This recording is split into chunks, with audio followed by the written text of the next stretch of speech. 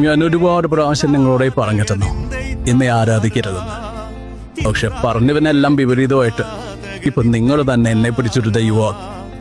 അന്ധവിശ്വാസങ്ങളുടെയും അനാചാരങ്ങളുടെയും അന്ധകാരം നിറഞ്ഞ 19-ാം നൂറ്റാണ്ട്, ജാതിഭേദവും വർണ്ണഭേദവും നിറഞ്ഞ കേരളത്തിന്റെ ദുരവസ്ഥ കണ്ട് നാടിന്റെ ഉന്നമനത്തിനായി പ്രവർത്തിച്ച സാമൂഹ്യ പരിഷ്കർത്താവും വിപ്ലവകാരിയുമായിരുന്നു ശ്രീനാരായണ ഗുരു.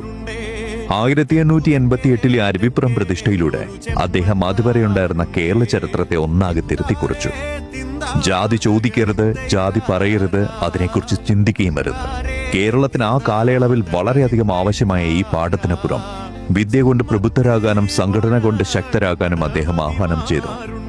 അതിനായി ഒരു ജാതി, ഒരു മതം, ഒരു ദൈവം, മനുഷ്യന് എന്ന ആഗോള ദർശനവും ലോകത്തിനായി സമർപ്പിച്ചു. ആ ദർശനത്തിന് സാക്ഷാത്കാരത്തിനായി 1903 അദ്ദേഹം SNDP യോഗത്തിനും തുടക്കം കുറിച്ചു.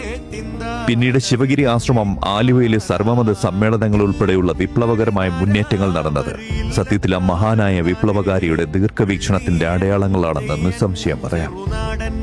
മനസ്സിലായില്ലേ? ഞാൻ ഈ സമൂഹത്തിന് അറിവിന്റെ പാഠകം നൽകിയ ഒരു അധ്യാപകനാണ്. വിളക്കുകൾ കൊളുത്തി ആരാധിക്കേണ്ട ദൈവമല്ല.